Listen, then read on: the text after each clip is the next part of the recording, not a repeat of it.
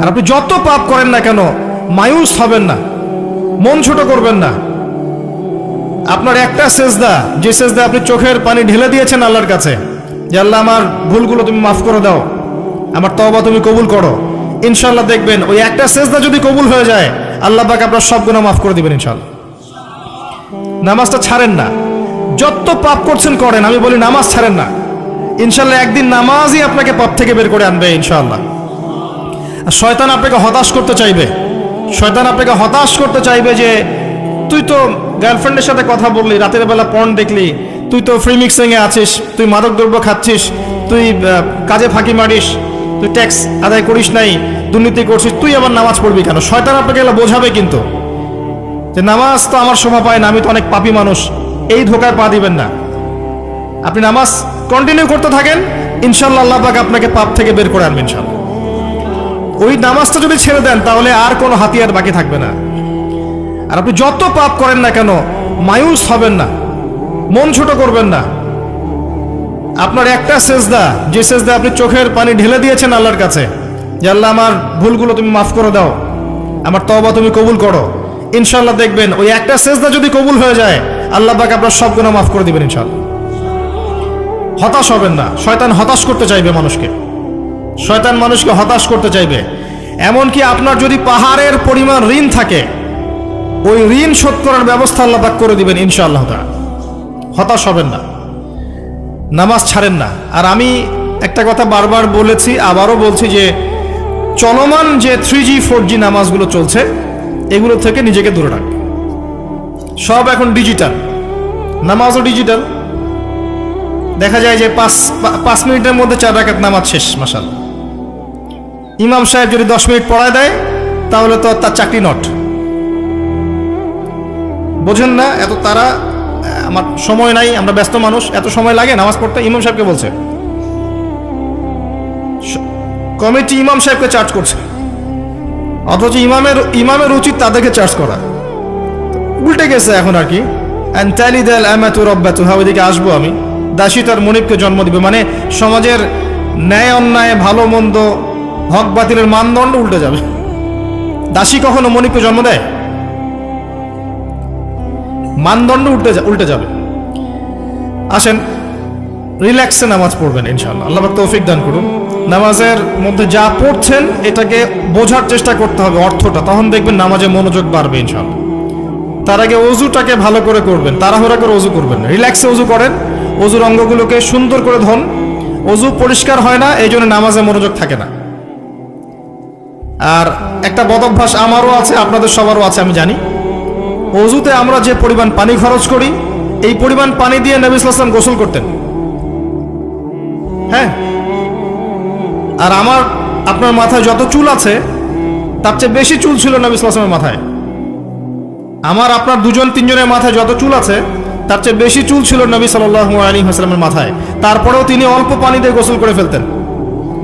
আর আমাদের দেখবেন জারিমানের জোর যত বেশি, তার ট্যাপের স্পিড তত বেশি। মসজিদে যাবেন, দেখবেন জোরে ট্যাপ ছেড়ে দিয়েছে, অজু করতেছে। একজন মানুষের গোসলের পানি দিয়ে একাই অজু করে ফেলবে। পানির লেয়ার দিন দিন নেমে যাবে আমাদের এই পাপের কারণে। কুল আরাআইতুম ইন আসবাহা মাউকুম গাওরা, সূরা মুলকের শেষ আয়াত পড়ে দেখেন। বলুন হে নবী, তোমরা যদি কখনো সকালে উঠে দেখো যে পানির স্তর সব নিচে নেমে গেছে, পানি নাই, ফামা ইয়াতিকুম বিমাইন মাইন, কোন সেই সত্তা আছে তোমাদেরকে পানি এনে দিবে, প্রবাহমান পানি? দিন দিন ঢাকা শহর সহ বড় বড় যে সিটিগুলো আছে এগুলোর পানির লেয়ার নিচে নেমে যাচ্ছে। আমাদের অপচয়ের কারণে এমন হচ্ছে। প্রচুর পানি আমরা অযুতে অপচয় করি। গোসল দেখবেন শাওয়ার নিচ্ছে, ওই যে আমাদের ডিজিটাল ইয়াজুজ আর মাজুজের বাথরুম যেগুলো আছে, পানি চোষা বাথরুম, মানে 10-20 বালতি পানি দিয়ে শাওয়ার নিয়ে নিবি। হ্যাঁ, আর মহিলা হলে তো কথাই নাই, আরো 10 বালতি এক্সট্রা লাগায়। তো সমস্যা, ওযু ঠিক করতে হবে, তারপরে সালাতে মনোযোগ বসবে ইনশাআল্লাহ। আল্লাহ পাক আমাদেরকে সালাত বুঝে আদায় করার তৌফিক দান করুন। মনোযোগ চলে যাবে, যাওয়া আসা করবে, মনোযোগ যাওয়া আসা করবেই, কিন্তু মনোযোগ ধরে রাখার চেষ্টা করতে হবে। ইনশাআল্লাহ তাআলা আল্লাহ পাক যদি ইহসান দান করেন মনোযোগ বাড়বে ইনশাআল্লাহ আযজা ওয়া জাল। আরেকটা টিপস বলবো, সেটা হলো নামাজে সূরাগুলোর মধ্যে ভেরিয়েশন রাখতে হয়। যেমন প্রতিদিন যদি আপনি একই রকম সূরা পড়েন, আমি নিজেও দেখেছি যে আপনি প্রত্যেক ওয়াক্তেই যদি একই সূরা দিয়ে নামাজ পড়ে থাকেন, দেখবেন মনোযোগটা তুলনামূলক কম পাচ্ছেন। তো এক এক রাকাতে যদি আপনি ভেরিয়েশন নিয়ে আসেন, সূরার মধ্যে ভেরিয়েশন বোঝেন তো, বৈচিত্র্য নিয়ে আসেন, আপনি দেখবেন মনোযোগ বাড়বে। খেয়াল করে দেখেন। এবং তাসবিহ তাহলিল যেগুলো করছেন, এগুলোর অর্থটার দিকে যদি ফোকাস করেন, মনোযোগ কিছুটা হলেও বাড়বে। আরেকটা কাজ করলে মনোযোগ বাড়বে, প্রত্যেক সেজদায় দোয়া করতে পারলে। সেজদা করছেন, শুধু সুবহান রাব্বিয়াল আ'লা এতটুকু বলে উঠে যাবেন না, কমপক্ষে একটা দুটো দোয়া করেন, একটা দুটো দোয়া করেন সেজদায়। কারণ সেজদায় সবচেয়ে বেশি দোয়া কবুল হয়। আল্লাহ রাসূল সাল্লাল্লাহু আলাইহি ওয়াসাল্লাম বলেছেন, বান্দা সেজদায় আল্লাহর যত কাছে থাকে, অন্য কোনোভাবে বান্দা এত কাছে আসতে পারবে না। এবং এখানে তোমরা বেশি বেশি দোয়া করো। নবী সাল্লাল্লাহু আলাইহি ওয়াসাল্লাম বেশি বেশি দোয়া করতে বলেছেন। দোয়ার জন্য হুজুর ডেকে এত খাওয়ানোর দরকার নাই, নিজে দোয়া করা শেখেন, নিজে দোয়া করা শেখেন। নিজের বাবার জন্য, মায়ের জন্য, আপনার আত্মীয় স্বজনের জন্য, আপনার নিজের জন্য, আপনার স্ত্রী সন্তানের জন্য, সমাজের জন্য, উম্মার জন্য, দেশের জন্য আপনি দোয়া করতে শেখেন। আপনার একটা প্রয়োজন, এই প্রয়োজনটাকে আমি বুঝতে পারবো, ওই আবেগটা কি আমার আসবে? আপনার যেটা প্রয়োজন, আপনার আবেগ আপনার আসবে। আপনার সন্তান অসুস্থ, আমি কি বুঝবো সেই ফিলিংসটা কেমন? আপনি বুঝবেন সেই ফিলিংসটা কেমন। অতএব নিজে আল্লাহর সাথে সম্পর্ক করেন। আর আপনি নিজেকে এত ছোট কেন মনে করছেন? আপনিও আল্লাহর সেই বান্দা, যে বান্দা আমি, যে বান্দা আর 10 জন মানুষ। আল্লাহ পাক আপনাকেও ভালোবাসেন, আল্লাহ পাক অবশ্যই আপনাকে ভালোবাসেন। জীবনের দীর্ঘ সময় পর্যন্ত আপনি আল্লাহকে ডাকেন নাই, আল্লাহ আপনাকে ফেলে দেয় নাই। আল্লাহ আপনাকে খাওয়ান, এখনো পরান, বাঁচিয়ে রেখেছেন, আল্লাহ নিয়ামত দিয়েছেন। আল্লাহ আপনাকে ভালো না বাসলে এমনি করেন? আল্লাহ পাক অপেক্ষা করছেন কবে খালি আপনি আসবেন আল্লাহর কাছে, এসে বলবেন আস্তাগফিরুল্লাহ ওয়া আতুবু ইলাইহি। আল্লাহ পাক অপেক্ষা করে বসে আছেন আপনার জন্য। আপনি কোথায় যাচ্ছেন? ফাআইনা তাযহাবুন। আল্লাহ পাক বলেছেন ফাআইনা তাযহাবুন, কোথায় যাচ্ছ তোমরা? কোথায় যাচ্ছেন? টাকার পিছনে, বাড়ি গাড়ি, স্ট্যাটাস, স্ত্রী সন্তান, ভোগবিলাসের পিছনে? আল্লাহ অপেক্ষা করছেন আপনার জন্য। আসেন, সেজদা করেন, ওয়াসজুদ ওয়াকতারিব, সেজদা করেন, নিকটবর্তী হন। আল্লাহ আপনার জন্য অপেক্ষা করছেন। যাবেন না আল্লাহর কাছে? আল্লাহ পাক সবাইকে আল্লাহর কাছে ফিরে আসার তৌফিক দান করুন। এটাই হোক আমাদের কাছে আসার গল্প, এটাই হোক আমাদের কিসের গল্প? কাছে আসার গল্প। আমাদের জেনার গল্প দরকার নাই। ওদের কাছে জেনা হচ্ছে কাছে আসার গল্প, যার ব্যাপারে আল্লাহ বলেছেন লা তাকরাবু জিনা, ওর ধারের কাছেও যেও না। আর তারা ওইটাকে বলবে কাছে আসার গল্প। ইন্না লিল্লাহি ওয়া ইন্না ইলাইহি রাজিউন। আল্লাহ পাক আমাদের যুবক যুবতীদেরকে হেদায়েত দান করুন, পিতা মাতাদেরকে পরিবারে অনুশাসন বজায় রাখার তৌফিক দান করুন। আমাদের এই কাজগুলোর প্রতিফল কিন্তু আমাদেরকে ভোগ করতে হবে। আমাদের মেয়েদের, আমাদের ছেলেদের, তাদেরকে আমরা কিভাবে বড় করছি, এটার হিসেব কিন্তু আমাদেরকে চুকিয়ে দিতেই হবে। পিতামাতাদেরকে বলবো সচেতন হয়ে যান। আল্লাহ পাক তৌফিক এনায়েত করুন, আমিন। আর যারা ওই পথে চলে গেছেন তাদের উদ্দেশ্যে একটা কথা বলবো, সেটা হচ্ছে যে এটা একটা মোহ, একটা ভ্রম। বাস্তবতা হচ্ছে যে আপনাকে প্রতিশ্রুতি দিচ্ছে সে আপনাকে অনেক ভালোবাসে, আদতে সে আপনাকে ভালোবাসে না। আদতে সে আপনার অবস্থানকে ভালোবাসে। আপনি আজ হোক আর কাল হোক এটা বুঝতে পারবেন যে সে আপনাকে ভালোবাসে না, আপনার অবস্থানকে ভালোবাসে। আপনার অবস্থান যদি ভালো থাকে সে আপনাকে ভালোবাসবে, অবস্থান ভালো না থাকলে ভালোবাসবে না। একইভাবে আপনি একটা মেয়ের কাছে যে ভোগবিলাস চাচ্ছেন, একটা ছেলে একটা গায়রে মাহরাম মেয়ের সাথে ফ্রি মিক্সিং করলে তার একটাই উদ্দেশ্য থাকে, সেই মেয়েটাকে ভোগ করা। সুযোগ পেলেই সে মেয়েটাকে ভোগ করে ফেলবে। আর একইভাবে এই মেয়েও দেখবেন আপনার যতটুকু সামর্থ্য আছে, অর্থবিত্ত যা যা আছে, এটাকে সে ইউজ করার চেষ্টা করছে তার স্বার্থে। বাস্তবিক অর্থে দুজন দুজনকে ভালোবাসে না মোটেই, দুজন দুজনের স্বার্থকে ভালোবাসে। ভালোবাসা আল্লাহর পক্ষ থেকে আসে। কখন আসবে? যখন আপনি হালালের উপর থাকবেন, যখন আপনি বিয়ে করবেন হালালভাবে। অচেনা একটা মেয়ের প্রতি দেখবেন আল্লাহ পাক এমন ডিভাইন একটা লাভ দিয়ে দিবেন, ওয়াজআলা বাইনাকুম মাওয়াদ্দাতা ওয়া রাহমা। আল্লাহ পাক তার পক্ষ থেকে উভয়ের মাঝখানে হৃদ্যতা, ভালোবাসা, মহব্বত দান করবেন। বললেন সুবহানাল্লাহ। এটা ডিভাইন, আল্লাহর পক্ষ থেকে আসবে, ঐশ্বরিক। আর বাকিটা হচ্ছে ঐশাচিক, শয়তানি, প্রবৃত্তির দাসত্ব, ভোগবাদী। এগুলো খেয়াল রাখবেন। এতে করে যা হবে, আপনি একবার আপনার ইজ্জত হারায় ফেললে কখনো ফিরে পাবেন না। অদ্ভুত বিষয়, মানে এই বিষয়গুলোকে আমরা কিছু মনেই করি না এখন।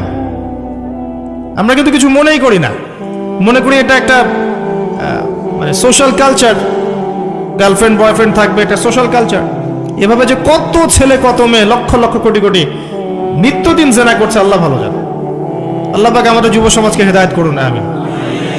আর যে প্রশান্তির জন্য আপনি তার কাছে যাচ্ছেন, সেটা তার কাছে নাই।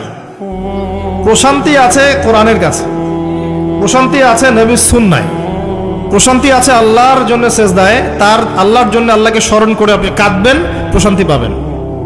আল্লাহর জন্য কিছু কাজ করবেন, তার দিনের কোনো খেদমত করবেন, প্রশান্তি পাবেন। আল্লাহর কোরআনের 10টা আয়াত মুখস্থ করেন, মনে এমন শান্তি আসবে যেটা আপনি কোথাও পাবেন না। আমি চ্যালেঞ্জ করে বলছি আপনাকে, আপনি আল্লাহর কিতাবের আজকে গিয়ে 5টা আয়াত মুখস্থ করেন, অর্থটা পড়বেন, কয়েকবার চর্চা করেন, মানুষের শুনান, আপনি মনে এমন একটা প্রশান্তি পাবেন যেটা পৃথিবীর কোনো জায়গায় পাবেন না। এখানে প্রশান্তি এত এত বেশি মাত্রায় আসবে, যার খবর যদি ওই পশ্চিমারা জানতো, তাহলে আমার কলিজায় বোম মেরে উড়িয়ে দিত। কথা বুঝতে পারেন নাই? আল্লাহর পথে চললে যে প্রশান্তিটা পাওয়া যায়, এর খবর যদি ইসলামের শত্রুরা জানতো, তাহলে মুসলিমদের কলিজায় পারমাণবিক বোমা মারত। তারা জানে না কি প্রশান্তি এখানে পাওয়া যায়। আপনি যে প্রশান্তির জন্য এখানে যাচ্ছেন, এটা ওখানে নাই। কোরআনের কাছে আছে, সেজদায় আছে, নামাজে আছে, তাহাজ্জুদে আছে, আল্লাহর জিকিরে আছে। আর নেককার স্ত্রীর কাছে আপনি প্রশান্তি পাবেন। এটা আল্লাহ আপনাকে গিফট দিয়েছেন। আদম আলাইহিস সালামকে আল্লাহ পাক দিয়েছেন না? তার একাকী বোধ হচ্ছিল জান্নাতে, আল্লাহ পাক সঙ্গিনী সৃষ্টি করেছেন। এখানে আপনি প্রশান্তি পাবেন, বাকিগুলো প্রশান্তির উৎস নয়। পরে দেখা যাবে ওখানে ছাকা খেয়েছে, খেয়ে তারপরে মাদক সেবন করবে, তারপরে মিউজিকের কাছে যাবে, তারপরে দেখবেন যে পতিতালয়ে যাচ্ছে, তারপরে হয়তো গুন্ডামি করবে, জীবনটা উচ্ছৃঙ্খল হয়ে গেল।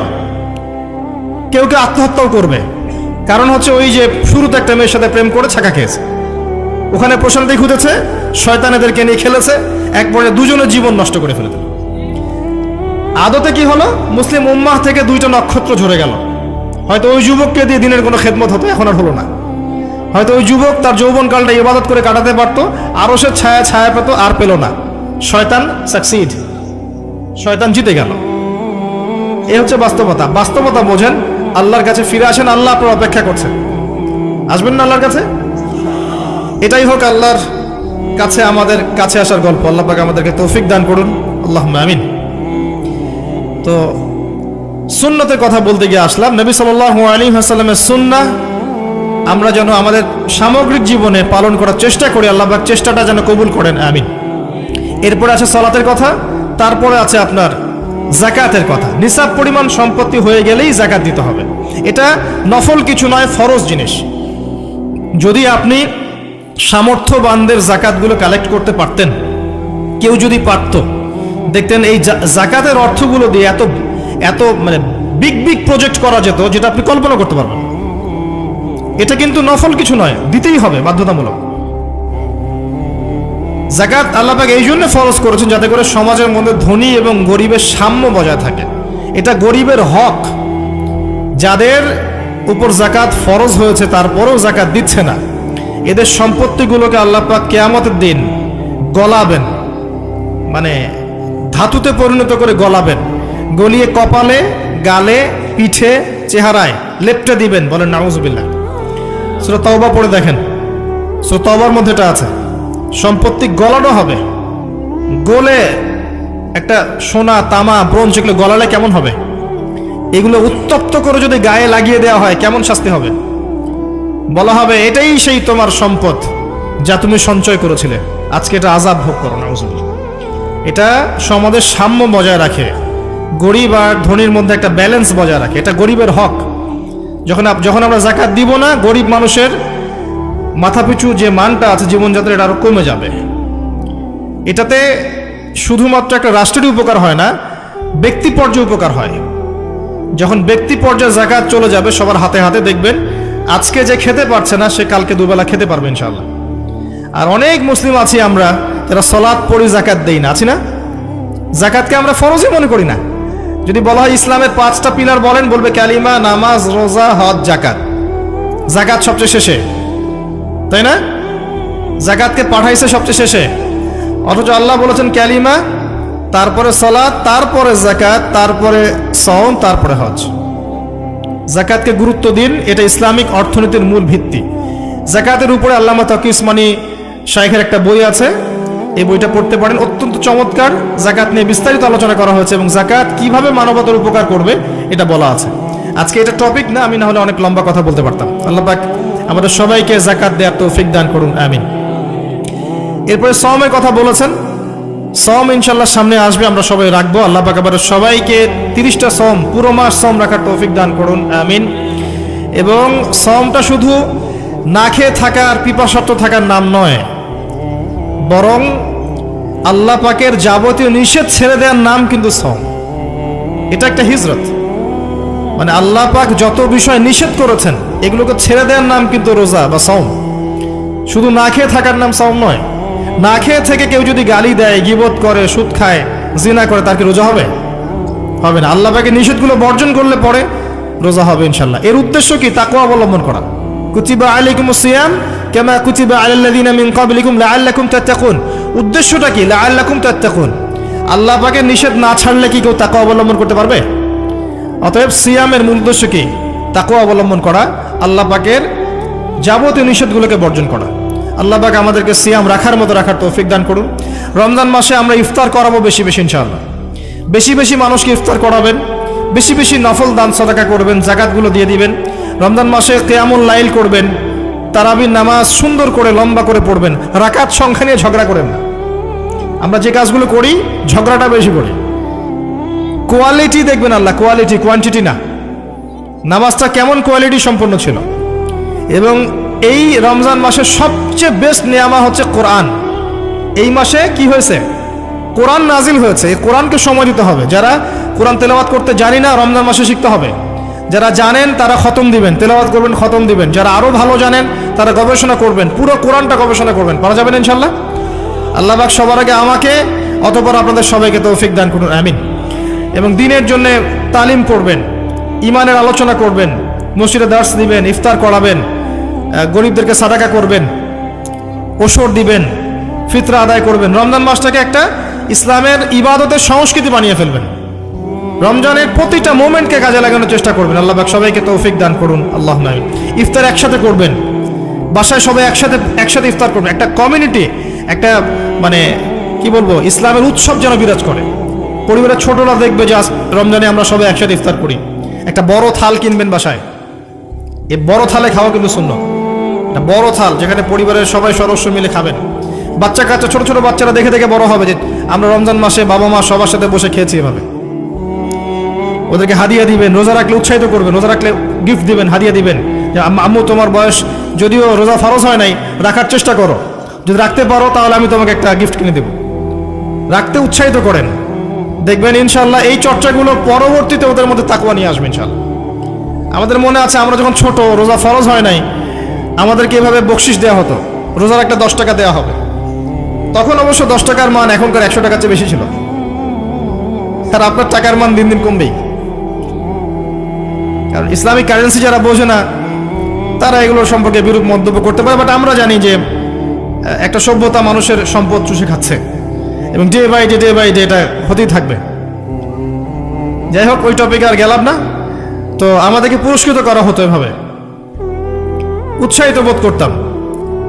কয়টা রেখেছি? 7টা, তারপরের বছর 10টা, তারপরের বছর 15টা। এভাবে করতে করতে দেখবেন আপনার বাচ্চা রোজা রাখা শিখে যাবে। এবং সওম রাখলে শরীরের কোনো ক্ষতি নাই উপকার ছাড়া। ক্ষতি আছে? কোনো ক্ষতি নাই, কোনো ক্ষতি নেই উপকার ছাড়া।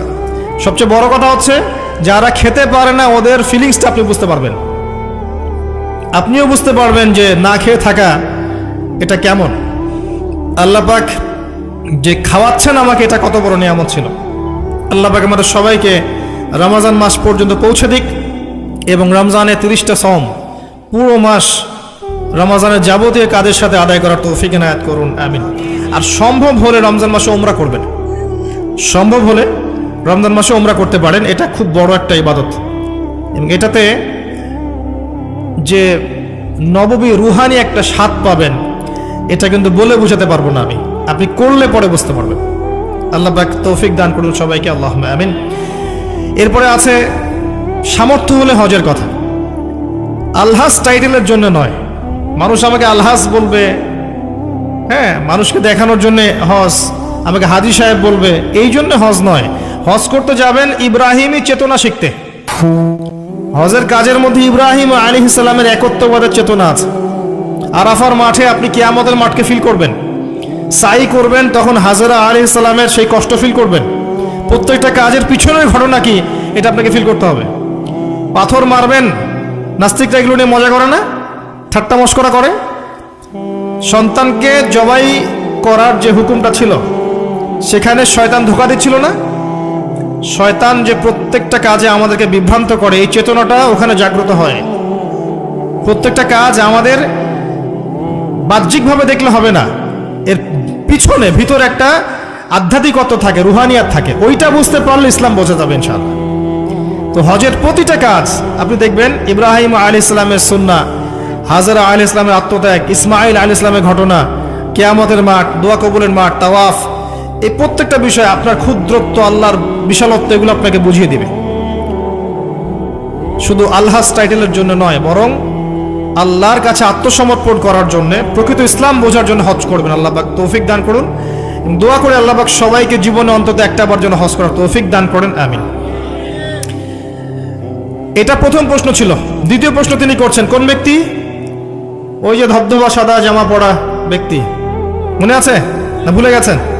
সে কোথায় বসে আছে?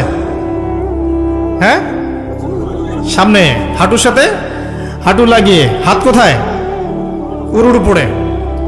উস্তাদের সামনে বসার আদব এটা, উস্তাদের সামনে বসার আদব। দ্বিতীয় প্রশ্ন করছে, ও এবার সেই ব্যক্তি বলছে সাদাক্ত, আপনি সত্য বলেছেন। এবার পাশে ছিলেন উমর রাদিয়াল্লাহু আনহু, তিনি বলছেন ফাআজিবনা লাহু, আমরা অবাক হয়ে গেলাম। ইয়াসআলুহু ওয়া ইউসাদ্দিকুহু, সে নিজেই প্রশ্ন করলো, নিজেই আবার সত্যায়ন করছে। কে এই ব্যক্তি? কারণ যে প্রশ্ন করে সে কি সত্যায়ন করতে পারে?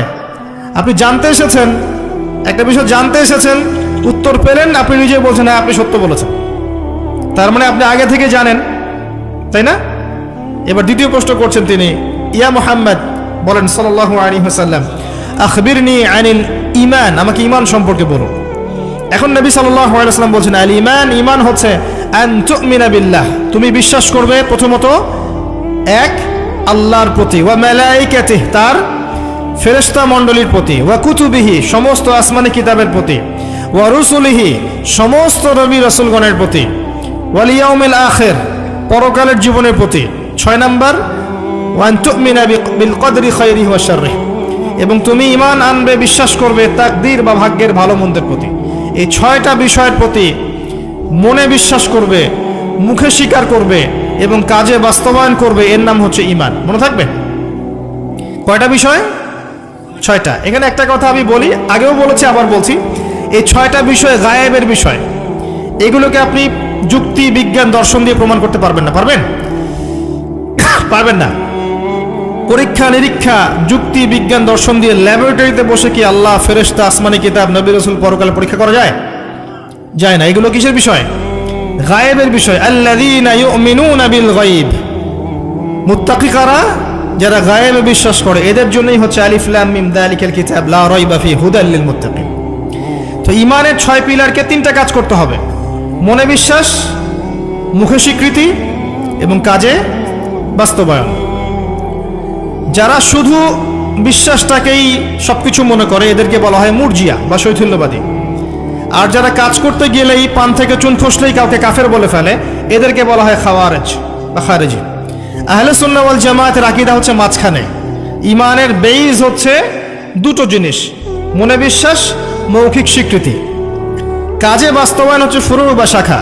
কাজ করতে গিয়ে যদি আপনার ভুল হয়, কবিরা গুনাহ করে ফেলেন, আপনি কাফের হবেন না, বরং ফাসেক বা জালেম হতে পারেন। এবং কবিরা গুনাহ করে ফেললেই কাউকে হত্যা করা জায়েজ নাই, তার তওবার দরজা কি আছে? খোলা আছে। এই হলো ঈমান। তারপরে তিনি আবার প্রশ্ন করছেন, ইয়া মুহাম্মদ, বলেন সাল্লাল্লাহু আলাইহি ওয়াসাল্লাম, আখবিরনি আনিল ইহসান, আমাকে ইহসান সম্পর্কে বলুন।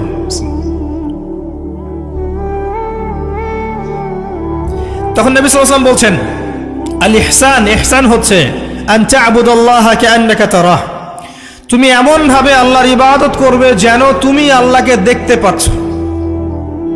কথা বুঝতে পারছেন?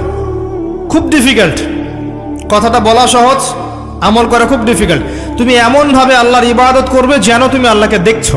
ওয়া ইল্লাম তাকুন তারাহ ফাইন্নাহু ইয়ারাক, যদি তুমি আল্লাহকে দেখতে না পারো তাহলে জেনে রাখবে আল্লাহ তোমাকে দেখছেন। এই কনসিয়াসনেসের নাম হচ্ছে ইহসান, আত্মশুদ্ধি, আল্লাহ কনসিয়াসনেস। যদি কারোর মধ্যে ইহসান থাকে সে কি পাপ করতে পারবে? সে কেউ যদি ফিল করে যে আল্লাহ আমাকে দেখছেন প্রত্যেকটা কাজে, ইবাদতে, ব্যবসায়, মুআমালাতে, সামাজিক বিষয়ে, চাকরি বাকরি, ওয়ার্ল্ড অ্যাফেয়ার্স, প্রত্যেকটা বিষয়ে যদি কেউ মনে করে আল্লাহ আমাকে দেখছেন, তাহলে কি কারো পক্ষে পাপ করা সম্ভব? এই চেতনাটা আল্লাহ পাক জাগ্রত করতে বলেছেন। আল্লাহ পাক আমাদের সবাইকে আমলে, আকীদায়, মুআমালাতে ইহসান দান করুন, আল্লাহুম্মা আমিন। আর এই ইহসানের সাথে একটা শব্দ সম্পর্কিত, এর নাম হচ্ছে তাকওয়া। একটা আপনাদের এখানে সি বিচ আছে না, ধরেন একটা সি বিচের মধ্যে কিছু কাচের টুকরা ফেলে দেওয়া হয়েছে, ছোট্ট একটা জায়গায় সৈকতে কাচের কিছু টুকরা ফেলে দেওয়া হয়েছে। আপনাকে বলা হলো এর উপর দিয়ে হাঁটেন। এখন আপনি কিভাবে হাঁটবেন? নর্মালি হাঁটবেন না পা গুলো ফেলে ফেলে খুব কেয়ারফুলি হাঁটবেন? এই হাঁটাটা হচ্ছে তাকওয়া। এই হাঁটাটার এক্সাম্পল হচ্ছে তাকওয়া। মানে এই কাচের টুকরাগুলো হচ্ছে গোনাহ, শয়তানের ট্র্যাপ, ফাসাকি, জুলুম, অন্যায়, অত্যাচার, পাপ। এখান থেকে বেঁচে বেঁচে আপনাকে পা ফেলতে হবে, এর নাম তাকওয়া। আর কখন ফেলা সম্ভব হবে? যখন আমি ফিল করব আল্লাহ আমাকে দেখছেন। এই কনসিয়াসনেস না থাকলে এটা হবে না। টেবিলের তল দিয়ে আপনি ঘুষ দিচ্ছেন, যে নিচ্ছে সে যদি ওই সময় চিন্তা করে আল্লাহ আমাকে দেখছেন, নিতে পারবে? ব্যবসা করছেন, মাপে ওজন কেউ দেখছে না, কাস্টমার দেখে নাই, আপনিই দেখছেন, বুঝতে পারছেন। আপনি যদি ওই সময় চিন্তা করেন যে আল্লাহ আমাকে দেখছেন, এ দেখে নাই, আপনি কি কম দিতে পারবেন? পারবেন না। বোনের সম্পত্তি আপনি সিস্টেম করে নিতে পারেন, বোন শিক্ষিত না, বোঝে না, আপনি চিন্তা করছেন আল্লাহ তো আমাকে দেখছেন, পারবেন নিতে? প্রতিটা কাজ যদি এতটুকু মানুষ ফিল করে যে আল্লাহ আমাকে দেখছেন, আপনি পারবেন না করতে। এরপরেও যদি পাপ হয়ে যায়, দেন তওবা করে ফিরে আসতে হবে। আল্লাহ পাক সবাইকে তাকওয়া অবলম্বন করে তৌফিক এনায়েত করুন।